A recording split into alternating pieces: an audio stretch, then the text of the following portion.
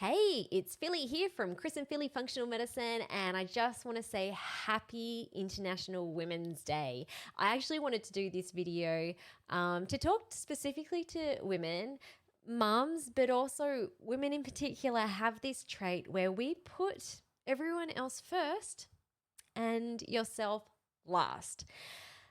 These types of people we actually call obligers. Obligers are beautiful souls, by the way. If you have heard of Gretchen Rubin, the four tendencies, you will know what an obliger is. I won't go into it too much. But basically, obligers have a wonderful, caring heart. They're always thinking about others. They're always doing their best for others. And obligers, they literally help keep the world turning. Without obligers, we'd all be doomed. However, if you're an obliger, this wonderful trait can end up being your nemesis. So putting everyone else first means you will always put yourself last, and your health is absolutely going to suffer. So mamas in particular can fall prey to this, and especially so if you are also running a business, servicing others, or in a job where your role is caring for others. So there are some key areas of the body that we see time and time again start to break down when you diligently care for others but fail to care for yourself. And those four areas are: number one, microbiome imbalances. So literally your gut can start to falter. Mums are often prone to feeding the kids first, and then time flies by and you've forgotten to even sit down for breakfast or for lunch. And then, it gets to the afternoon time. The kids are about to come back from school and you're so ravenously hungry and low blood sugary that you snack on biscuits and chocolates and quick energy drinks in the arvo. If you're doing this, or too often, you're going to be feeding all the wrong bugs in your gut. This leads to pathogenic overgrowth, which can really cause all sorts of inflammatory health concerns. I often think about gut pain, especially brain fog, anxiety, fatigue. All of these can be linked back to an imbalanced microbiome.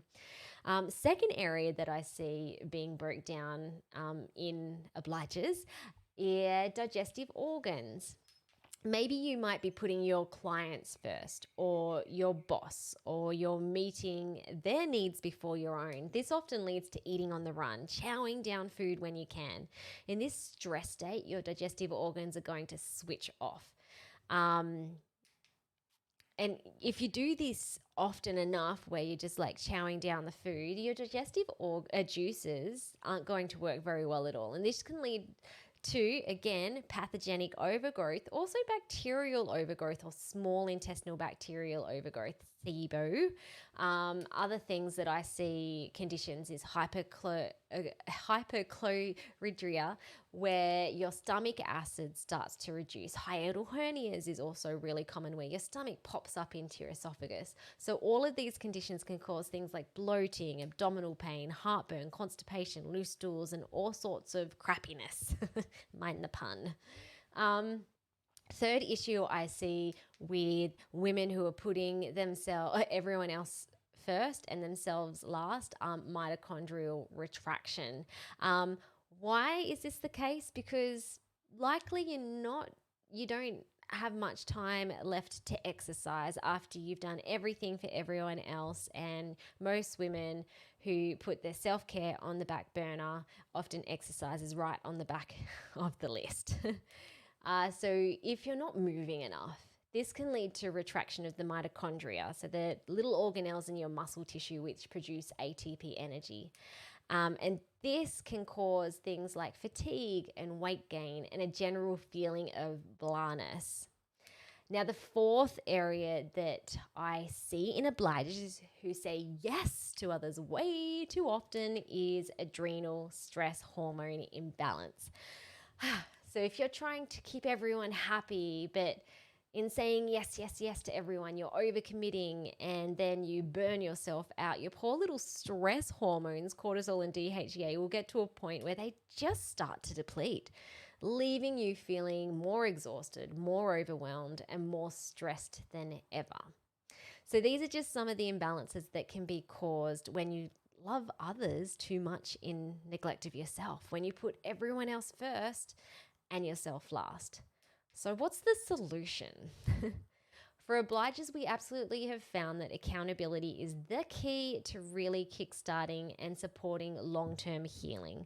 So obligers are really good at meeting external expectations, which is why they do everything for everyone else, but they struggle with internal expectations, which is why they put themselves last time and time again. Even if something is really important to you, like getting on top of your health, you will struggle to do it unless you have someone keeping you accountable. So, this is where having a practitioner like myself, or a coach like my hubby, or having both of us, or a practitioner and a coach on your team to keep you accountable and on track, is where the magic can really happen. You can really start seeing some beautiful results.